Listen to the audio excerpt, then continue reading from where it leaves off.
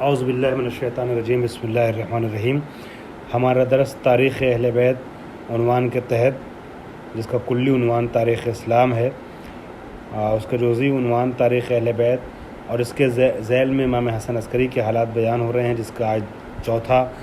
درس ہے، چوتھی کڑی ہے سلسلے کی زنجیر کی۔ اور میں نے گزشتہ درس میں امام حسن عسکری علیہ السلام کے متعلق اور ائمہ کے متعلق کچھ کتابوں کا ذکر کیا، اور دو ایک باتیں اور بیان کرنی تھی جو بتا نہ سکا۔ آج میں اسی سلسلے کو جو چھوٹ گیا تھا اسے آگے بڑھانا چاہوں گا۔ امام حسن عسکری علیہ السلام کی انفرادی زندگی کے حوالے سے جو میں نے 2 دروس پہلے گفتگو کی، اس میں ایک بات مجھے بتانا تھا حسب دستور حکام زمانہ کے حوالے سے۔ تو امام کے زمانے میں جو حکام تھے، آپ نے اپنی امامت کے دور میں 3 حاکموں کو درک کیا ہے۔ سب سے پہلا تو معتز ہے، وہ معتز عباسی کے جو 252 سے 255 تک حاکم تھا، اور اس بیچ اسی حاکم کے دور میں امام حسن عسکری صلی اللہ علیہ وسلم کے والد محترم یعنی امام علی نقی علیہ السلام سن 254 ہجری میں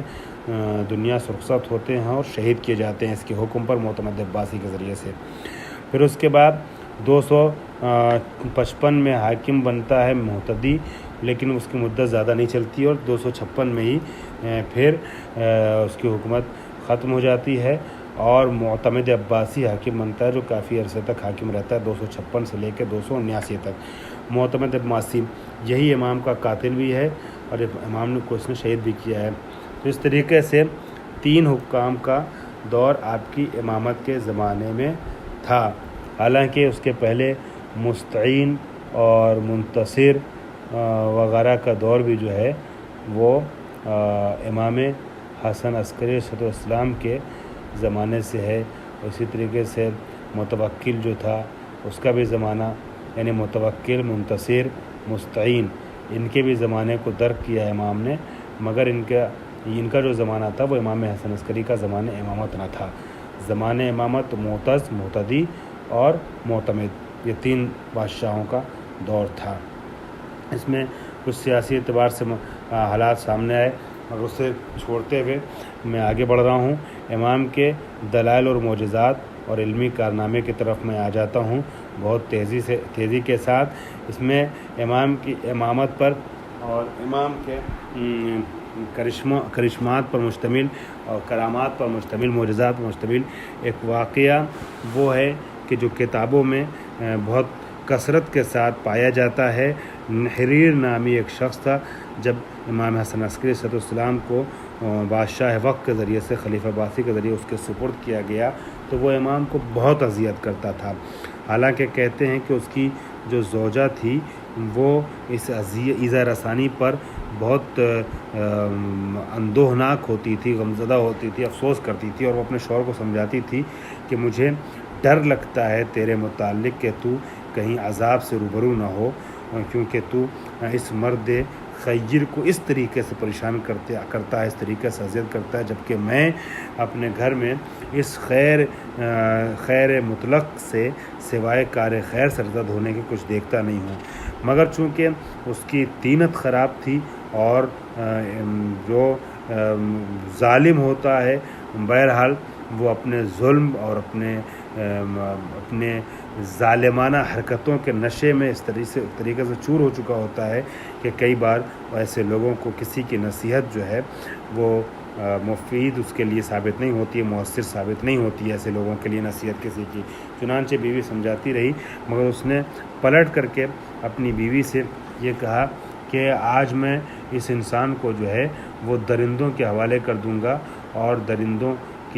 کا جو مرکز ہے اس میں ڈال دوں گا، ٹھیک ہے، اور پھر اس کے بعد درندے اس کو کھا جائیں گے۔ اور اس نے سلسلے میں خلیفہ وقت سے خلیفہ عباسی سے اجازت طلب کی، اس نے اجازت دے دی، تو اس کے بعد اس نے جو ہے وہ امام حسن عسکری کو اس جگہ ڈال دیا کہ جو درندوں کے اجتماع کی جگہ تھی، درندے جہاں سب اکٹھا تھے، شیر اور دوسرے اس طریقے کے خطرناک جانور۔ تو یہ سمجھ رہا تھا کہ اب جب شیر کے حوالے کر دیا گیا تو جتنے وہاں کے شیر ہیں اس جگہ کے، وہ امام کو کاٹ کھائیں گے اور امام جو ہے وہ ختم ہو جائیں گے۔ خلیفہ عباسی سے آلریڈی پرمیشن لے چکا تھا. لیکن امام کا یہ معجزہ اس نے دیکھا, اس کے سامنے آیا کہ جب درندوں کے حوالے کیا گیا اور امام نے اس سے درندوں کے مرکز کو مسلح عبادت میں یا مرکز عبادت میں تبدیل کرتے ہوئے نماز پڑھنی شروع کر دی, تو وہ درندے جن کا کام ہی ہے حملہ کر دینا, وہ بھوکے درندے بجائے اس کے کہ امام پہ حملہ کرتے. حالانکہ اس سے مشابہ واقعات اس کے پہلے کے بعض ائمہ کے سلسلے میں پیش آ چکے ہیں. یہی مرحلہ امام حسن عسکری کے لیے پیش آیا. وہ درندے جو ہے وہ امام کے اطراف میں طواف کرنے لگے, جیسے کہ ایک مومن جو ہے خانہ کعبہ کے ارد گرد طواف کرتا ہوا قرب الہی کا کے حصول میں محو ہو جاتا ہے. ایسے ہی لگ رہا تھا کہ جیسے اس انسان کی نظر تو اس کعبہ اصلی کو نہیں پہچان رہی تھی, مگر جانور اس انسان سے بہتر تھے, نحریر ظالم سے بہتر تھے, کہ جو سمجھ رہے تھے کہ روح کعبہ اور جان کعبہ اور افضل کعبہ ہمارے سامنے ہے, لہٰذا اس کعبہ اصلی کا طواف کرنے میں یہ جانور مشغول ہو گئے. اسی طریقے سے امام حسن عسکری صلی اللہ علیہ وسلم نے اپنے علمی معجزات سے بھی اور علمی کارنامے جو معجز نما کارنامے لگتے ہیں لوگوں کو متاثر کیا اور دنیا انسانیت کی اصلاح کا سبب بنے ہیں. میں امام کے شاگردوں کا اور علمی کچھ کارناموں کا شاید تذکرہ آگے کے کسی درس میں کروں, لیکن آج میں ایک واقعہ ایسا بیان کرنا چاہ رہا ہوں جو امام کے سلسلے سے بہت اہم واقعہ ہے اور امام کی علمی خدمات بھی ہے, امام کی قرآن کے متعلق بھی ایک اہم خدمت ہے. امام کے زمانے میں شہر میں ایک شخص تھا, عالم تھا, ملا تھا, بہت پڑھا لکھا تھا اور لکھتا ہی پڑھتا رہتا تھا, جس کا نام تھا اسحاق کندی. پڑھا لکھا تھا, فلسفی بھی تھا اور اپنے کو پڑھا لکھا سمجھتا بھی تھا. اسی زوم میں رہتا تھا کہ میں بہت زیادہ پڑھا لکھا ہوں. اس کے دماغ میں ایک چیز پتہ نہیں کہاں سے یہ فطور کر گئی, شیطان نے ڈال دیا کہ قرآن مجید میں کئی جگہ پر متضاد چیزیں بھی ہیں اور کئی چیزیں قرآن کی آپس میں تناقض کرتی ٹکراتی ہیں. تو اس نے کتاب تحریر کرنے کا فیصلہ کیا, متناقضات قرآن پر مشتمل تناقض قرآن مجید کے عنوان سے کتاب لکھنا شروع کر دیا. کتاب لکھنے میں جب مشغول ہوا تو جو ہے وہ کئی بار ایسا ہوتا تھا کہ گھر میں محدود کر لیتا تھا اپنے کو, لوگوں سے ملنا جلنا تمام چیزیں بند کر دیتا تھا, بہت زیادہ مشغول رہتا تھا. اب اس کا ایک شاگرد ہے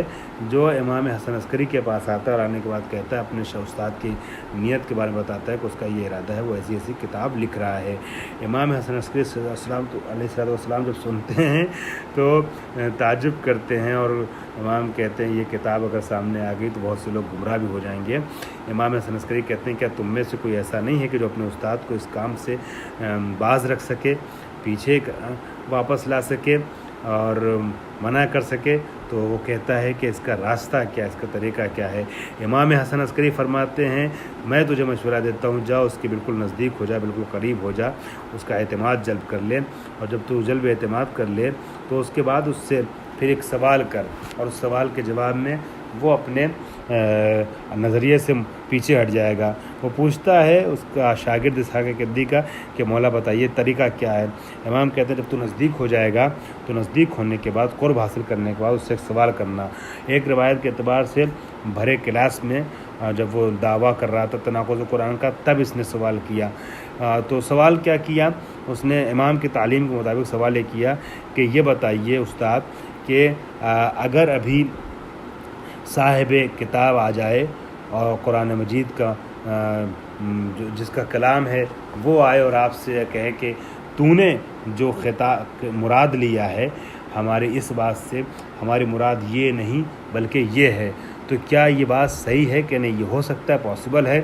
کہ کہنے والا کچھ کہہ رہا ہے اور اس کی مراد یعنی متکلم کی مراد کچھ اور ہو اور سننے والا یا پڑھنے والا کچھ اور مراد لے رہا ہو اس لفظ کی. تو اس نے کہا اس بات کا احتمال تو پایا جاتا ہے. تو کہا پھر قرآن کے بارے میں آپ کیوں نہیں ایسا سوچتے ہیں کہ اللہ جو اس کا متکلم ہے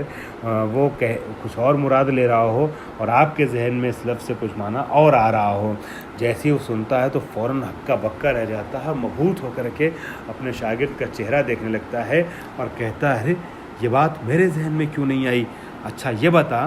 کہ تو نے یہ بات کہاں سے سنی اور کس سے سیکھی, کس نے تجھ سے یہ بات کہی, یہ بات تیرے ذہن میں کس نے الہام کی, القاء کی؟ تو کہتا ہے یہ میرے اپنے دل اور قلب میں اپنے ذہن میں یہ بات آئی ہے تو کہا کہ میں تیرا استاد ہوں، میں جانتا ہوں تیری سطح علمی کتنی ہے، تو کہاں تک سوچ سکتا ہے، یقیناً یہ تیرے ذہن کی اپج نہیں ہو سکتی، حتماً کسی منبع علم سے، منبع ذہانت سے تیرا رابطہ ہوا ہے کہ جس نے تیرے ذہن میں یہ بات ڈالی ہے۔ تو وہ کہتا ہے کہ استاد آپ نے صحیح فرمایا اور آپ صحیح سمجھے، یہ واقعی بات جو ہے یہ فرزند رسول امام حسن عسکری علیہ السلام نے مجھے بتائی ہے۔ جب میں نے آپ کے ارادے کے بارے میں ان کو باخبر کیا تو انہوں نے فرمایا کہ اپنے استاد سے ایسے ایسے سوال کرنا۔ امام کہتے ہیں ضروری نہیں ہے کہ قرآن کی جس آیت سے جو مراد تو لے رہا ہو وہی مراد وہی خدا کی بھی ہو، اور تو تناقض سمجھ رہا ہے، حالانکہ دو آیتوں میں تناقض نہیں ہے۔ جب اس نے بات سنی تو اس نے کہا یہ صحیح ہے، اور لاتا ہے سب کے سامنے اپنی کتاب کو، اپنے ذخیرے کو، جو نہیں معلوم سے 10 یا 20 یا 50 یا سینکڑوں صفحات جو تحریر کر چکا تھا، اس کو پوری کتاب کو جلا دیتا ہے اور استغفار کرتا ہے، اور تو یہ کہتا ہے کہ یقیناً میں خطا پر تھا، اور امام حسن عسکری نے جو بات کہی ہے وہی صحیح بات ہے۔ اس طریقے سے ہمارے ائمہ نے علمی خدمات انجام دی ہیں۔ امام حسن عسکری صلی اللہ علیہ وسلم نے قرآن مجید کے لیے اس طریقے سے ایک بڑی خدمت انجام دی، اور تناقض قرآن پر لکھی جانے والی کتاب کو راستے میں ہی روک دیا اور وہ منظر عام پر نہ آ سکی۔ اس طریقے سے امام نے تفسیر میں، علم کلام میں، دوسرے علوم میں بہت نمایاں امور انجام دی ہیں۔ اپنے اجداد کے طریقے سے، بزرگ اپنے سے ما قبل ائمہ کے طریقے سے بہت سے عظیم شاگرد کو تربیت کیا ہے، اور اصحاب جو امام کے ہیں انہوں نے امام کی زندگی میں بھی، پھر امام کے جانے کے بعد بڑی خدمت انجام دی ہیں۔ میں نے ایک اشارہ پچھلے امام کا تذکرہ بیان کرتے ہوئے محمد بن عثمان عمری کا بھی کیا تھا، وہ بھی آپ کے شاگرد تھے۔ اس طریقے سے اور بھی کچھ شخصیتیں ہیں، انشاءاللہ آئندہ دروس میں میں اس کے متعلق کچھ باتیں آپ کے حوالے کروں گا۔ وآخر دعوانا الحمدللہ رب العالمین۔